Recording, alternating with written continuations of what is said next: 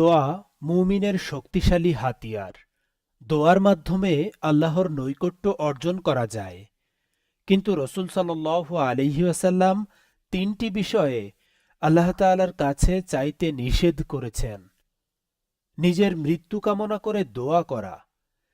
অনেক সময় মানুষ তার বিভিন্ন বিপদ আপদ, ঋণের বোঝা বা অসুস্থতায় হতাশ হয়ে মহান আল্লাহ তাআলার কাছে মৃত্যু কামনা করে দোয়া করেন।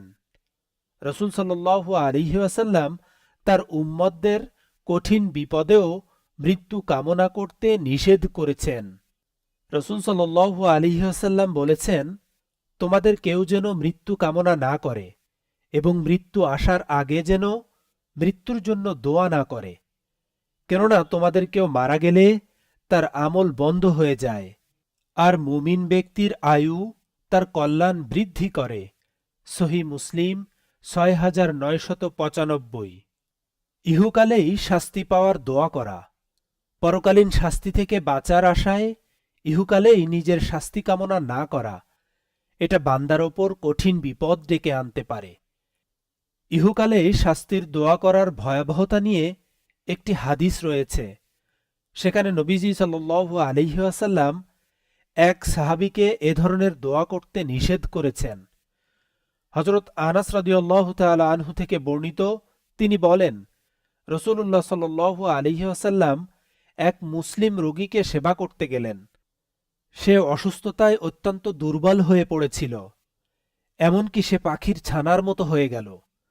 রসূল সাল্লাল্লাহু আলাইহি ওয়াসাল্লাম তাকে বলেন, তুমি কি কোনো বিষয়ে প্রার্থনা করেছিলে অথবা আল্লাহ তাআলার কাছে বিশেষভাবে কিছু চেয়েছিলে? সে বলল, হ্যাঁ, আমি বলেছিলাম, হে আল্লাহ, আপনি পরকালে আমাকে যে সাজা দেবেন তা এই ইহকালেই দিয়ে দিন।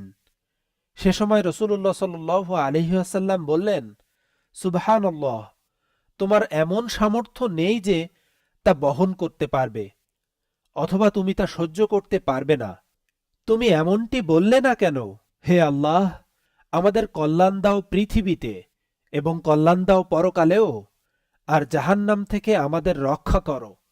বর্ণনাকারী বলেন, এরপর রসূল সাল্লাল্লাহু আলাইহি ওয়াসাল্লাম তার জন্য আল্লাহর কাছে দোয়া করেন এবং আল্লাহ তাকে সুস্থ করে দেন।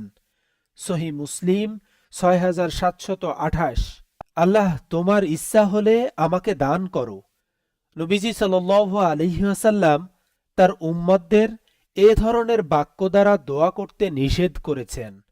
হযরত আনাস রাদিয়াল্লাহু তাআলা আনহু বলেন, রাসূল সাল্লাল্লাহু আলাইহি ওয়াসাল্লাম বলেছেন, তোমাদের কেউ যখন দোয়া করে সে যেন দৃঢ়তা প্রকাশের সঙ্গে দোয়া করে, আর সে যেন না বলে, হে আল্লাহ, যদি তুমি ইচ্ছা করো তবে আমাকে দান করো, কেননা মহান ও সর্বশক্তিমান আল্লাহর জন্য কোনো বাধ্যকারী নেই।